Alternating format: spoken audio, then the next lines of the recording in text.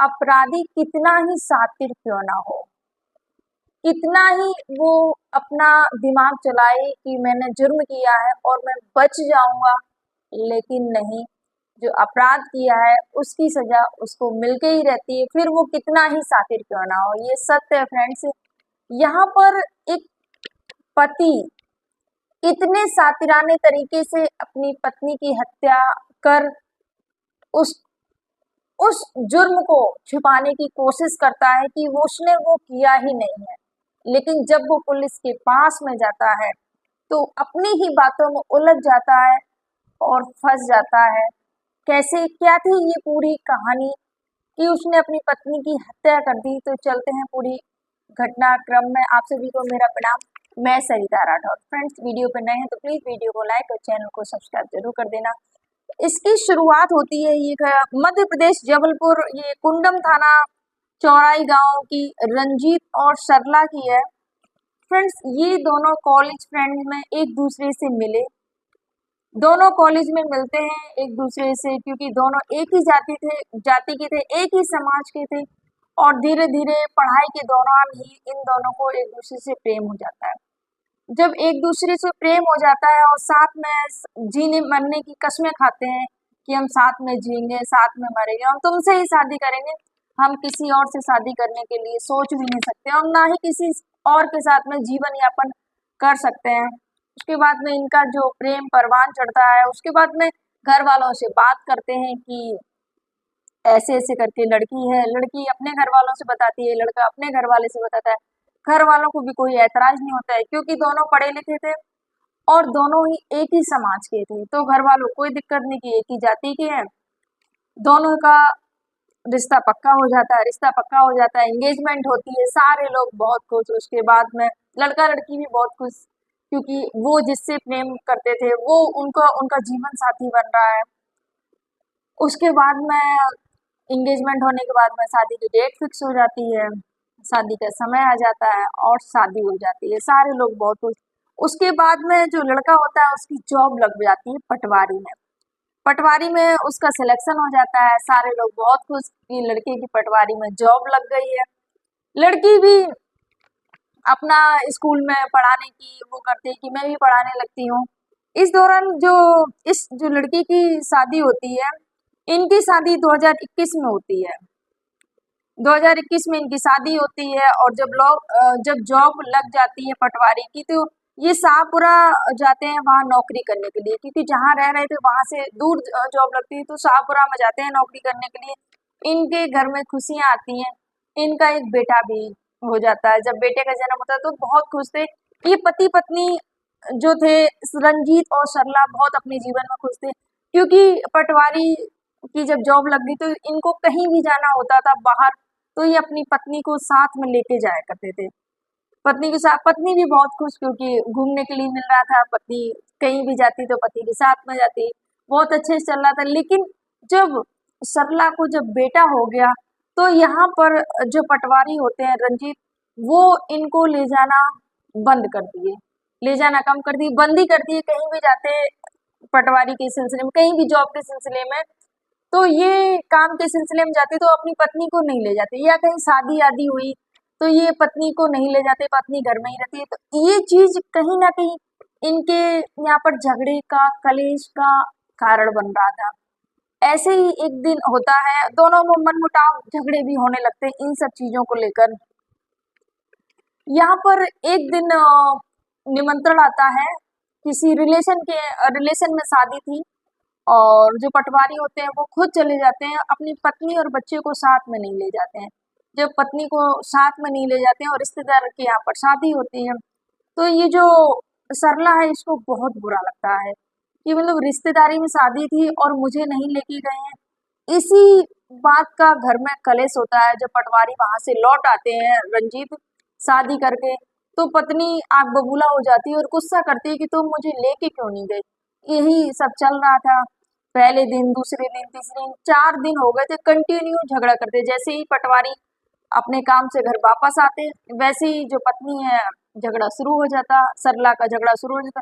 तो ये 3-4 दिन कंटिन्यू झगड़ा चलता है। उसके बाद में जो रंजीत होते हैं वो डेली डेली झगड़े से बहुत ज्यादा परेशान हो जाते हैं। और जब परेशान हो जाते हैं, 9 बजे इनका फिर से झगड़ा हुआ। तो 22-23 अप्रैल की ये बात है। और 22 अप्रैल को इनका झगड़ा हुआ, 9 बजे 2024, 22 अप्रैल 2024 को इनका झगड़ा होता है।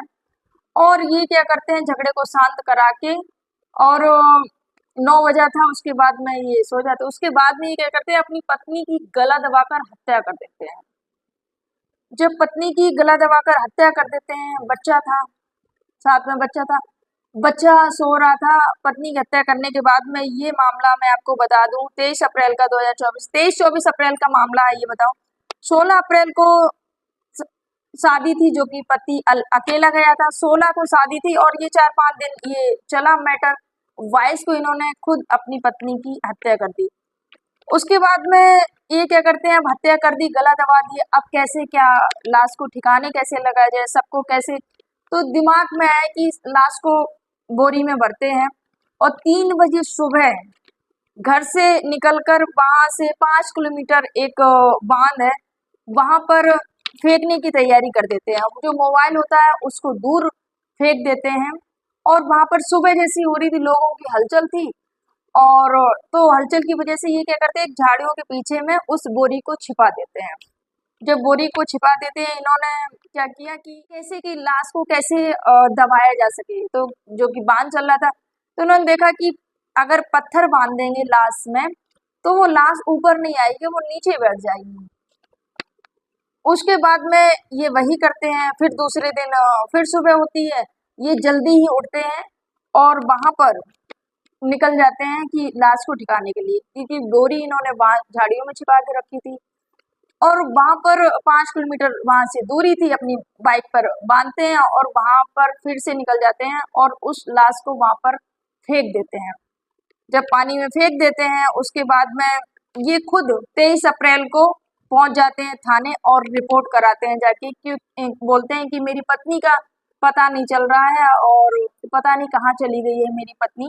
गुमशुदगी की रिपोर्ट लिखाने आते हैं।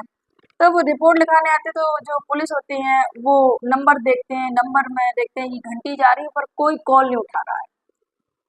उसके बाद में लोकेशन देखी जाती है कि लोकेशन वहाँ की क्या है, घर वालों से और सारे लोगों से बात की जाती है, रिश्तेदारी में पूछताछ की जाती है कि इनकी पत्नी सरला का कहीं पता है आपके यहाँ, ये सब जगह पता किया जाता है, लेकिन सरला का कहीं भी पता नहीं चल रहा था। उसके बाद में जब पुलिस बार बार रंजीत पटवारी से पूछ रही थी, तो रंजीत के जो बयान है वो बदलते जा रहे थे।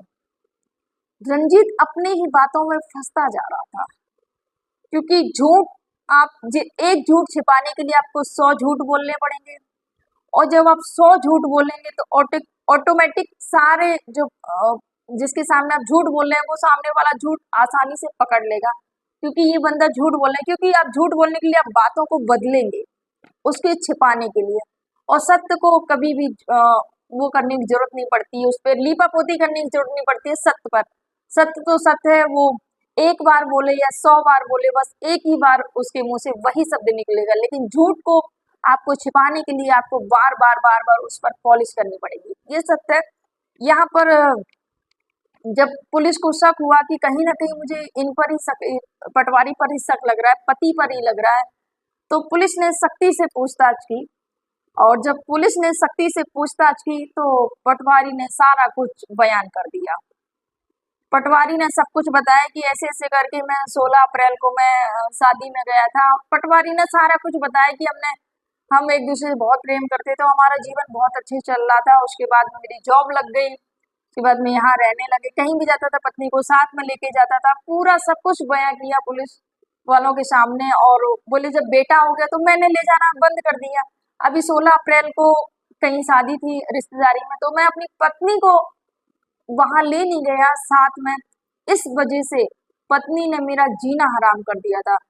जब भी सुबह शाम ऑफिस के लिए जाता, बस उसी बात को लेकर कलेश कलेश कलेश, उस कलेश से आकर मैं बहुत ज्यादा परेशान हो गया था। उस वजह से मैंने अपनी पत्नी की हत्या कर दी।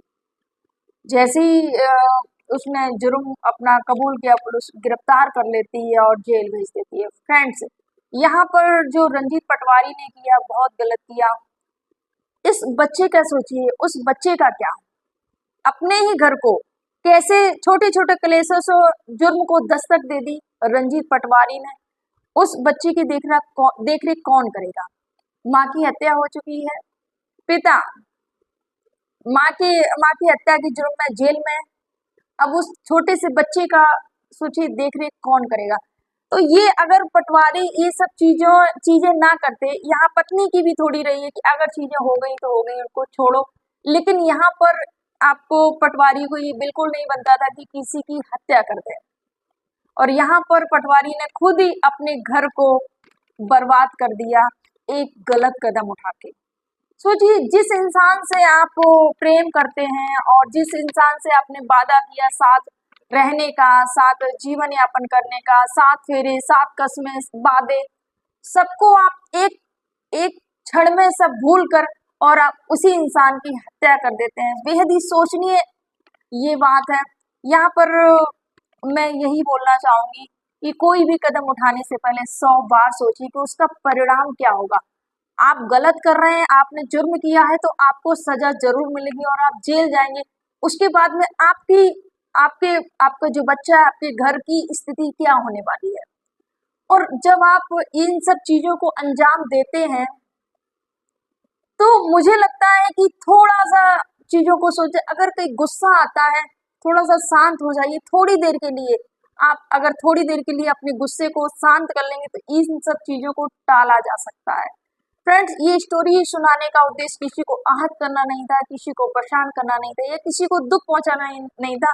जितना मैंने इसमें न्यूज में सुना उतना ही मैंने आपको स्टोरी सुनाई है। फ्रेंड्स, ये सच्ची घटना है मध्य प्रदेश की। फ्रेंड्स, आज के कुछ लोगों ने कमेंट किए हैं, मैं उन कमेंटों को पढ़ना चाहूंगी। उसमें चेतन प्रकाश हैं, राजू गुज्जर हैं, सीमा यादव हैं, सविता कंदोला जी हैं, सविता यादव जी हैं, रिंकू राठौर जी हैं, वैष्णवी हैं, लक्ष्मी हैं, यशराज जी हैं, दीपांशु गुप्ता जी हैं, हरिद्वार गुप्ता जी हैं, संस्कृति जी हैं। ये सारे लोगों ने कमेंट किए हैं। बहुत बहुत धन्यवाद आप सभी का कमेंट करने के लिए। फ्रेंड्स, मेरा बस यही मानना है कि हमेशा खुश रहिए अपनी लाइफ में, हमेशा पॉजिटिव सोचिए, अच्छा सोचिएगा, और कभी भी गुस्सा आए तो थोड़ा सा शांत हो जाइए, क्योंकि आपके ये जो जीवन है, मनुष्य का जीवन है, अनमोल है। आप जुर्म करके आप खुद तो सलाखों के पीछे चले जाते हैं, सामने वाले की भी जान ले लेते हैं और अपने घर को बर्बाद कर देते हैं। तो बस यही कहना चाहूंगी कि थोड़ा सा कुछ भी अगर गलत दिमाग में आता है तो वहां पर रुक जाओ, उसके बारे में सोचो कि आगे परिणाम क्या होने वाला है। अगर आप थोड़ा सा रुक के थोड़ा सा चिंतन मनन उस पर करेंगे तो शायद आप ये सब जो चीजें जो समाज में घट रही हैं शायद वो नहीं होगी। अगर आदमी उसके परिणाम के बारे में सोच ले कि अगर ऐसा कुछ हुआ तो आगे क्या भविष्य में होगा। तो बस आप सभी को मेरा प्रणाम। जय हिंद, जय भारत, जय सिया।